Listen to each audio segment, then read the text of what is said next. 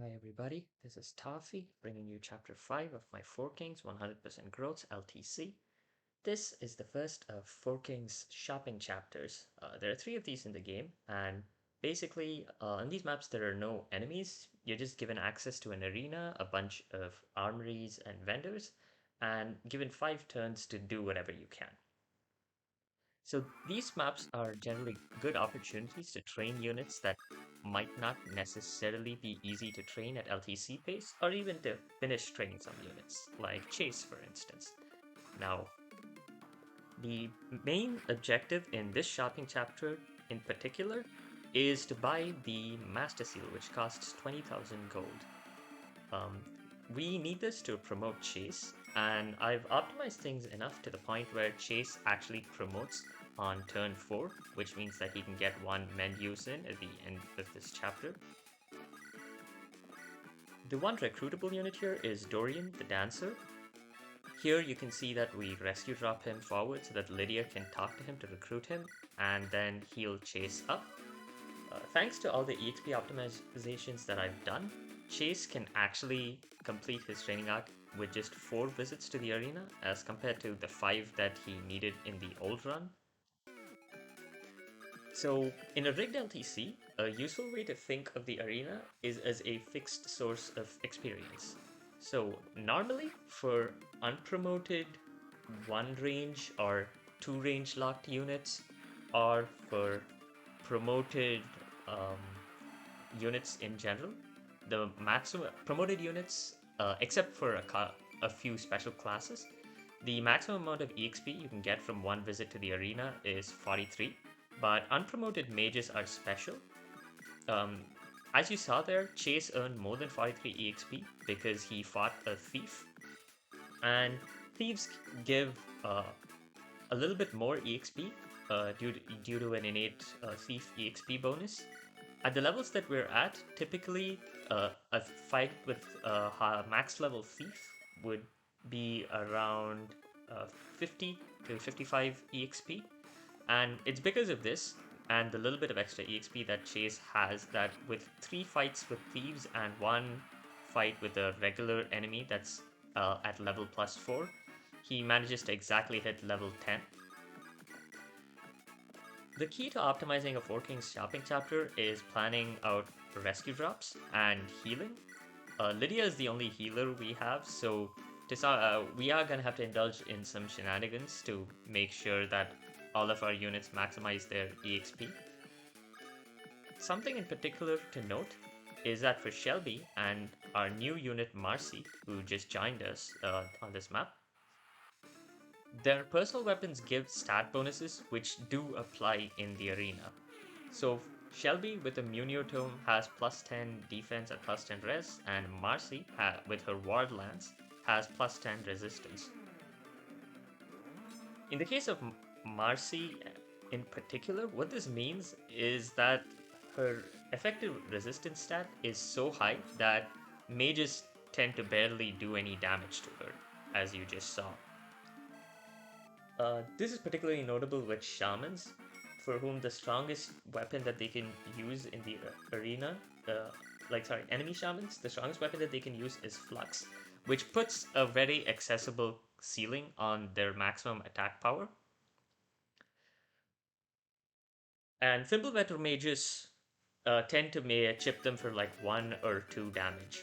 And what's important about these enemies in particular, aside from the fact that they're easy wins for Shelby and Marcy, is that they tend to give a lot of money. And as you saw there, like raising 20,000 gold by turn 3 is not a trivial task. Right, I should speak about our new units, Marcy and Sally.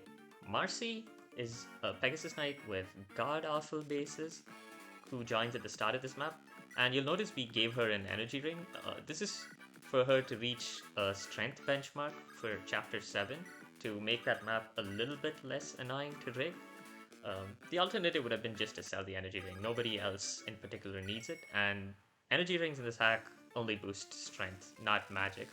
So even the later joining units who do care about hitting magic benchmarks for staff range would not be able to make any use of it.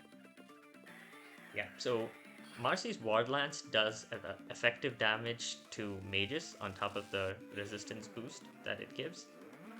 And it helps with letting her one-shot a bunch of mages, especially because it does 4x effective damage as opposed to the usual 3x effectiveness.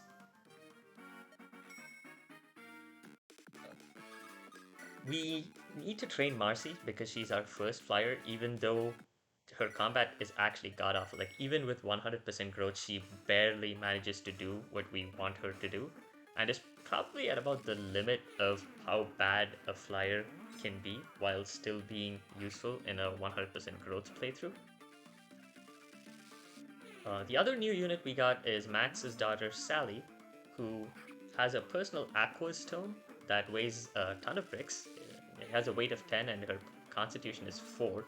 And interestingly, Sally never gains constitution on promotion, so it's always going to be weighing her down significantly. Anyway, Sally is kind of a trainee unit. She's a pupil who promotes to mage, which further promotes to sage.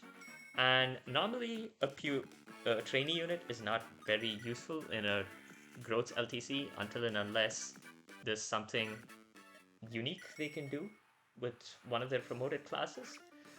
Sally does not have any such feature, but we actually still end up training her. This is because like Max and Sally are our first units for the Lionel route, and what this means is that, uh, in fact, like the thing about Lionel route is that Lionel route doesn't have all that many growth units who get trained.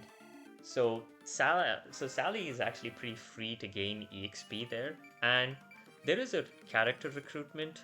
In fact, a couple of character recruitments that Sally needs to do in a later map, and mostly as a joke, I ended up training her to level 10 so that she promoted to mage for that map.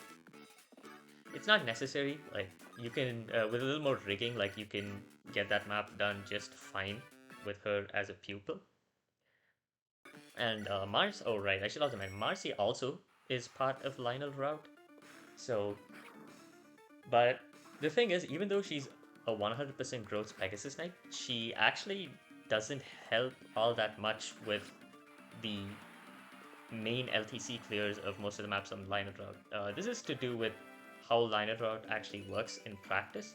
Usually, she has to go off and do side objectives instead of helping with the main clear. And as you can see there, we reached 20,000 gold, so Lionel can buy the Master Seal. We also want to buy a Javelin, which is sold in the armory that Sally is heading to. And we want to buy ourselves a Barrier Staff to grind down for later and also to improve the EXP gain of our staff users. I haven't talked too much about the rescue routing itself because I think it's fairly self-explanatory. I don't really have all that much more to say. The footage for turn 5 was lost because of a screw up on my end, so the video will just skip ahead with a summary of what happens on turn 5 when we get to it. I don't have anything else to say, so I'll see you guys next time.